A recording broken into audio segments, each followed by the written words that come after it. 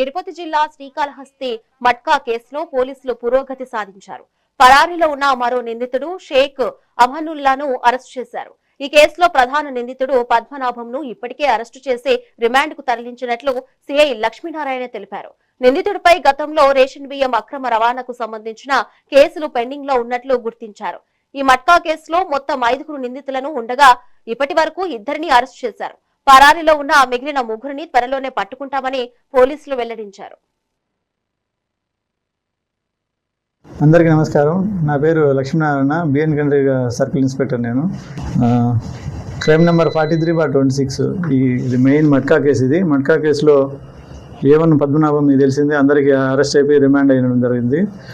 తర్వాత ఈ కాళహస్తి ఏరియాలో మెయిన్ ఉన్నటువంటి ఈ షేక్ అమానుల్లా అలియాస్ అమాన్, ఇతను కాళహస్తి ఏరియాలో ఈ మట్కా గ్యాంబ్లింగ్ ఇవన్నీ ఇతనే నడిపిస్తాడు. ఇతని పైన పద్మనాభం ఉండేవాడు. ఇతను ఇన్ని రోజులు తప్పించుకొని తిరుగుతూ ఉన్నాడు. నిన్న మా ఎస్ఐకి రాబడిన సమాచారం మేరకు నిన్న ఇంటి దగ్గర అతన్ని అరెస్ట్ చేయడం జరిగింది. ఈరోజు అరెస్ట్ లీగల్ ఫార్మాలిటీ అన్ని కంప్లీట్ చేసి అతన్ని రిమాండ్కు తరలించడం జరుగుతుంది. ఇతని గురించి వెరిఫై చేస్తే ఇతని పైన చిత్తూరు మన కాళహస్తి టౌన్లో 8 కేసులు ఉన్నాయి.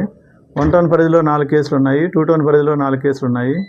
ఈ 4 కేసులు, ఈ మొత్తం 8 కేసులు కూడా ఈ 4 కేసులు డిస్పోల్ అయినాయి. 4 కేసులు పెండింగ్ ట్రయల్లో నడుస్తున్నాయి.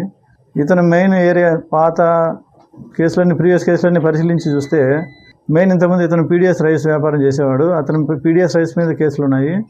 అదేవిధంగా తర్వాత 2017 నుంచి పద్మనాభంతో పరిచయం ఏర్పడి ఈ మట్కాలు, ఈ బెట్టింగ్లో ఎక్కువ డబ్బులు సంపాదించిన ఉద్దేశంతో ఈ వ్యాపారం చేయడం జరిగింది.